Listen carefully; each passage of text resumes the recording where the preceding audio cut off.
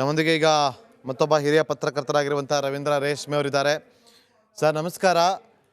ಕ್ಷಮೆ ಇರಲಿ, ಇಷ್ಟೊತ್ತಲ್ಲಿ ನಿಮಗೆ ತೊಂದರೆ ಕೊಡ್ತಾ ಇದೀವಿ. ಯೂಶಲಿ ಪತ್ರಕರ್ತರು ರಾತ್ರಿ 2 ಗಂಟೆವರೆಗೂ ನಿದ್ದೆ ಮಾಡೋದಿಲ್ಲ. ಯಾಕೆಂದ್ರೆ ಅವರು ಇಡೀ ದಿನದ ಒಂದು ಬೆಳವಣಿಗೆಯನ್ನ ಮೆಲ್ಕು ಹಾಕ್ತಾರೆ. ಹಸುಗಳು ತಿಂದ ಹುಲ್ಲನ್ನು ಹೇಗೆ ಮೆಲ್ಕು ಹಾಕ್ತಾರಲ್ಲ, ಪತ್ರಕರ್ತರು ಹಾಗೆ. ನಾನು ಇಡೀ ದಿನ ಏನೇನು ಸುದ್ದಿ ಮಾಡಿದೆ ಅಂತೇಳಿ ತನಗೇ ಗೊತ್ತಿಲ್ಲದಂತೆ ಪತ್ರಕರ್ತರು ಮೆಲ್ಕು ಹಾಕ್ತಾ ಇರ್ತಾರೆ. ಹಾಗಾಗಿ ನಿದ್ದೆ ಬರೋದಿಲ್ಲ. ಖಂಡಿತವಾಗೂ ಕ್ಷಮೆ ಇರಲಿ ರವೀಂದ್ರ ರೇಷ್ಮೆ ಸರ್. ಇವತ್ತು ಪತ್ರಕರ್ತರು ಅಂತಂದ್ರೆ ಸಮಾಜದಲ್ಲಿ ಒಂದು ಗೌರವ ಇದೆ. ಇವತ್ತು ಸರ್ಕಾರಗಳು ಏನ್ ಅಂದ್ಕೊಂಡಿದ್ದಾರೆ, ಪತ್ರಕರ್ತರನ್ನ ಕಟ್ಟಿ ಹಾಕುವಂತ ಕೆಲಸವನ್ನ ಮುಂದಾಗ್ತಿದೆ. ಓಕೆ, ಈಗ ಅರೆಸ್ಟ್ ಮಾಡಿ ಜೈಲಿಗೆ ಬಿಟ್ಟಾದ್ಮೇಲೆ ರಾತ್ರೋರಾತ್ರಿ ಜೈಲಿಂದ ಬೇರೆ ಕಡೆಗೆ, ಅದು ನಿರ್ಜನ ಪ್ರದೇಶಕ್ಕೆ ಶಿಫ್ಟ್ ಮಾಡ್ತಾರೆ ಅಂತಂದ್ರೆ ಏನ್ ಸಂದೇಶ ಕೊಡ್ತಿದ್ದಾರೆ ಇವರು ದೇಶಕ್ಕೆ?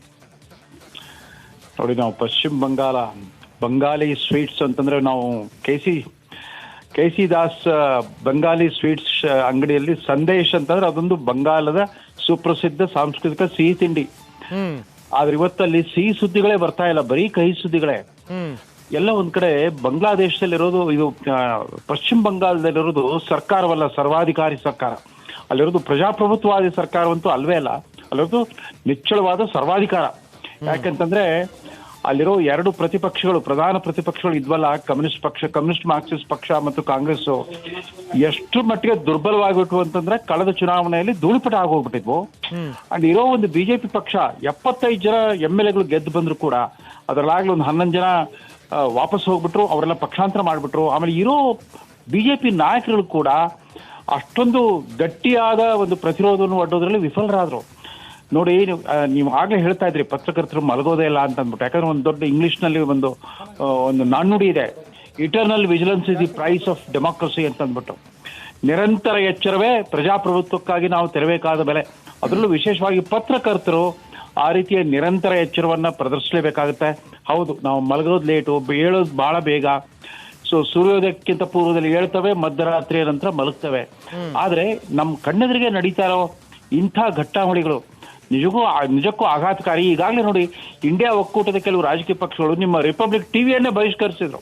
ಹೌದು, ನಿಮ್ಮ ಪ್ಯಾನಲ್ ಡಿಸ್ಕಷನ್ಗೆ ಅವ್ರು ತಮ್ಮ ಪ್ರತಿನಿಧಿಗಳನ್ನೇ ಕಳಿಸೋದಿಲ್ಲ ಅಂತ ಹೇಳ್ತಾರಲ್ಲ, ಅವರಂತ ಪ್ರಜಾತಂತ್ರ ಪ್ರೇಮಿಗಳು ಅಂತ ಅಂದ್ಬಿಟ್ಟು ಅವರು ದಿನನಿತ್ಯ ನರೇಂದ್ರ ಮೋದಿ ಅವ್ರನ್ನ ಅಟ್ಯಾಕ್ ಮಾಡ್ತಾ ಇರ್ತಾರೆ. ಅವ್ರು ಸರ್ವಾಧಿಕಾರಿ, ದೇಶದಲ್ಲಿ ತುರ್ತು ಪರಿಸ್ಥಿತಿ, ಅಘೋಷಿತ ತುರ್ತು ಪರಿಸ್ಥಿತಿ ಅಂತ ದಿನನಿತ್ಯ ಟೀಕೆ ಟಿಪ್ಪಣಿ ಮಾಡೋರು ಇವರೇನೆ. ಆದ್ರೆ ಸ್ವತಃ ತಮ್ಮ ಕೈಲೇ ಅಧಿಕಾರ ಇದ್ದಾಗ ಅಧಿಕಾರವನ್ನು ಬಳಸ್ತಾ ಇರೋದು ಯಾತ್ರಕ್ಕೆ ಅಂತಂದ್ರೆ ಪತ್ರಿಕಾ ಸ್ವಾತಂತ್ರ್ಯದ ದಮನಕ್ಕೆ. ಅಲ್ಲಿ ನಡೀತಾ ಇರೋದು ಪತ್ರಿಕಾ ಸ್ವಾತಂತ್ರ್ಯದ ಮೇಲೆ ಬರೀ ದಮನ, ದೌರ್ಜನ್ಯ ಅಷ್ಟಲ್ಲ, ಅತ್ಯಾಚಾರ ನಡೀತಾ ಇದೆ.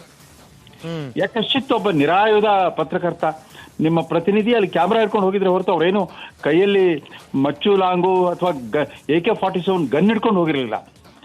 ಅವ್ರ ಕೈಲಿ ಇದ್ದಿದ್ದು ಒಂದು ಮೈಕ್ರೋಫೋನ್ ಮತ್ತೊಂದು ಕ್ಯಾಮ್ರಾ. ಅಂಥ ವ್ಯಕ್ತಿಯನ್ನ ತೀರಾ ಆತ ಏನು ನಕ್ಸಲ್ವಾದಿ ಹಿಂಸಾಚಾರಿ ಅನ್ನೋ ರೀತಿಯಲ್ಲಿ ಅಥವಾ ಯಾವುದಾದ್ರೂ ಒಂದು ಭೂಗತ ಚೌಕಟಿಯಲ್ಲಿ ತೊಡ್ಕೊಂಡಿದ್ದ ಅಥವಾ ಸೆಡಿಷನ್, ದೇಶದ್ರೋಹದ ಕೆಲಸ ಮಾಡ್ತಾ ಇದ್ದ ಅನ್ನೋ ರೀತಿಯಲ್ಲಿ ಆತನ ಬಿಂಬಿಸ್ತಾ ಇದ್ದಾರೆ. ಇದು ಒಂಥರ ಎಲ್ಲೋ ಮಮತಾ ಬ್ಯಾನರ್ಜಿ ಅವ್ರಿಗೆ ವಿನಾಶಕಾಲ ವಿಪರೀತ ಬುದ್ಧಿ ಅನ್ನೋಂಗಾಗಿದೆ ಅಂತ ಕಾಣುತ್ತೆ. ಆಕೆ ನಮ್ಗೆ ಇನ್ನೊಂದು ಆಶ್ಚರ್ಯ ಅಂತಂದ್ರೆ, ಅದು ಮಮತಾ ಬ್ಯಾನರ್ಜಿ ಆಗಿರಲಿ ಅಥವಾ ಹಿಂದೆ ಉತ್ತರ ಪ್ರದೇಶವನ್ನು ಆಳಿದ ಮಹಿಳಾ ನಾಯಕಿ, ಬಹುಜನ್ ಸಮಾಜವಾದಿ ಪಕ್ಷದ ನಾಯಕಿ ಕೂಡ ಇದೇ ತರದ ಒಂದು ಮಾಧ್ಯಮಗಳ ವಿಚಾರದಲ್ಲಿ ಇದೇ ತರದ ದರ್ಪ ದೌರ್ಜನ್ಯವನ್ನು ತೋರಿಸ್ತಾ ಇದ್ರು. ಜಯಲಲಿತಾ ಕೂಡ ಅದೇ ರೀತಿ ವರ್ತಿಸ್ತಾ ಇದ್ರು. ಯಾಕೋ ನಾವೆಲ್ಲ ಮಹಿಳೆಯರಿಗೆ ರಾಜಕೀಯ ಸ್ವಾತಂತ್ರ್ಯ ಸಿಗಬೇಕು, ರಾಜಕಾರಣದಲ್ಲಿ ಸಮ ಪ್ರಮಾಣದಲ್ಲಿ ಅವ್ರಿಗೂ ಪ್ರಾತಿನಿಧ್ಯ ಸಿಗಬೇಕು ಅಂತ ಹೇಳ್ತಾ ಇರ್ತೀವಿ. ಅಧಿಕಾರ ಸಿಕ್ಕಾಗೆಲ್ಲ ಯಾಕೆ ಈ ಮಹಿಳಾ ಮುಖ್ಯಮಂತ್ರಿಗಳು ಈ ರೀತಿ ಸರ್ವಾಧಿಕಾರಿ ವರ್ತನೆಯನ್ನು ತೋರಿಸ್ತಾರೆ? ಅವರೇನು ಇಂದಿರಾ ಗಾಂಧಿ ಅವರ ಮೇಲ್ಪಂಕ್ತಿಯನ್ನ ಅನುಕರಿಸ್ತಾ ಇದ್ದಾರಾ? ಇಂದಿರಾ ಗಾಂಧಿ ಅವರು ಅದೊಂದು 20 ತಿಂಗಳು ಬಿಟ್ರೆ ಬಹುಪಾಲು ಅವರು ಈ ತರ ಇರಲಿಲ್ಲ. ಇಂದಿರಾ ಗಾಂಧಿಗಿಂತ ಘೋರವಾದ ಒಂದು ಅಘೋಷಿತ ತುರ್ತು ಪರಿಸ್ಥಿತಿ ಪಶ್ಚಿಮ ಬಂಗಾಳದಲ್ಲಿ ಇದೆ ಅಂತ ಕಾಣುತ್ತೆ. ಅದು ಇವತ್ತಿನದಲ್ಲ, ಸುಮಾರು 33 ವರ್ಷ ಪಶ್ಚಿಮ ಬಂಗಾಳವನ್ನು ಆಳಿ ಅತ್ಯಂತ ಸಮೃದ್ಧಮಯ ರಾಜ್ಯವಾಗಿದ್ದೆ ಅದನ್ನ ದಿವಾಳಿತನಕ್ಕೆ ತಂದಿಟ್ಟರಲ್ಲ. ಕಮ್ಯುನಿಸ್ಟ್ ರಾಜ್ಯಾಡಳಿತ ಕೂಡ ಹೀಗೇನೆ ಇತ್ತು. ಅವರು ಗ್ರಾಮ ಪಂಚಾಯತಿಯಿಂದ ಹಿಡಿದು ರಾಜ್ಯ ಸರ್ಕಾರದವರೆಗೂ ಕೂಡ ಏಕಪಕ್ಷೀಯ ಸರ್ಕಾರವನ್ನು ನಡೆಸ್ಬಿಟ್ರು, ದರ್ಪ ದೌರ್ಜನ್ಯದ ಸರ್ಕಾರವನ್ನು ನಡೆಸಿದ್ರು. ಏನೋ ಅವ್ರಿಗೆ ಪ್ರತಿಯಾಗಿ ಒಂದು ಪರ್ಯಾಯ ರಾಜಕೀಯ ಶಕ್ತಿಯಾಗಿ ಮಮತಾ ಬ್ಯಾನರ್ಜಿ ಅವರು ಹೊರಹೊಮ್ಮಿದ್ರಲ್ಲ, ತನ್ನ ಸ್ವಂತ ಶಕ್ತಿಯಿಂದ ಆ ಕಮ್ಯುನಿಸ್ಟ್ ಭದ್ರಕೋಟೆಯನ್ನ ಛಿದ್ರಗೊಳಿಸಿದ್ರಲ್ಲ ಅಂತ ನಮಗೆಲ್ಲ ಒಂದ್ ಕಾಲದಲ್ಲಿ ಭರವಸೆ ಮೂಡಿತ್ತು, ಆಶಾಕಿರಣ ಇತ್ತು, ಅದನ್ನೆಲ್ಲವನ್ನು ಕೂಡ ನುಚ್ಚುನೂರಾಗಿಸಿದ್ದಾರೆ ಮಮತಾ ಬ್ಯಾನರ್ಜಿ. ಈ ರಿಪಬ್ಲಿಕ್ ಟಿವಿಯ ಈ ವರದಿಗಾರನನ್ನ ಬಂದಿರೋದು, ಆಮೇಲೆ ಯಾವುದೋ ಅಪವೇಳೆಯಲ್ಲಿ ಆತನನ್ನ ನಿರ್ಜನ ಸ್ಥಳಕ್ಕೆ ಕರ್ಕೊಂಡು ಹೋಗ್ತಾ ಇರೋದು, ಅದು ಯಾವುದೋ ಖಾಸಗಿ ವಾಹನದಲ್ಲಿ ಕರ್ಕೊಂಡು ಹೋಗ್ತಾ ಇರೋದು. ಇನ್ನು ಇಷ್ಟರ ಮಟ್ಟಿಗೆ ಭಯಾನ ಅವ್ರಿಗೆ ನಿಮ್ಮ ಚಾನೆಲ್ ಕಂಡ್ರೆ. ನನಗನ್ಸುತ್ತೆ ನೀವು ಭಯ ಪಡಬೇಕಾದ ಕ್ಷಣವಲ್ಲ, ಇದು ನಿಮಗೆ ಅಮೃತಗಳಿಗೆ, ನಿಮ್ಮ ಸತ್ಯನಿಷ್ಠೆಗೆ, ನಿಮ್ಮ ದಿಟ್ಟತನಕ್ಕೆ, ನಿಮ್ಮ ಪತ್ರಿಕಾ ಸ್ವಾತಂತ್ರ್ಯದ ಈ ರೀತಿ ಅನಿರ್ಬಂಧಿತವಾದ ಬಳಕೆ ನೀವು ಮಾಡ್ತಾ ಇದ್ರಲ್ಲ, ಅದಕ್ಕೆ ಸಿಕ್ಕಿರೋ ಒಂದು ಪುರಸ್ಕಾರ ಅಂತ ತಿಳ್ಕೊಳ್ಳಿ. It's A blessing in disguise. Republic Bangla ಚಾನೆಲ್ನ ವಿಶ್ವಾಸಾರ್ಹತೆ ಮತ್ತು ಜನಪ್ರಿಯತೆ ಇನ್ನೂ ಹೆಚ್ಚಾಗುತ್ತೆ. ಒಂದ್ ರೀತಿಯಲ್ಲಿ ನೀವು ಪರೋಕ್ಷ ಉಪಕಾರ ಮಾಡ್ತಾ ಸರ್. ಈಗ ಇವ್ರು ಅಂದ್ಕೊಂಡಿರ್ಬೋದು ಸಂತುಪಾನ ಅರೆಸ್ಟ್ ಮಾಡ್ಬಿಟ್ರೆ ಸುಮ್ಮನೆ ಎದ್ಬಿಡ್ತಾರೆ ಅಂತೇಳಿ. ಸಂತುಪಾನಿಂದ ಇವತ್ತು ಇಡೀ ರಿಪಬ್ಲಿಕ್ ಮೀಡಿಯಾ ನೆಟ್ವರ್ಕ್ ನಿಂತಿದೆ, ಅವ್ರಿಗೆ ಗೊತ್ತಿಲ್ಲ.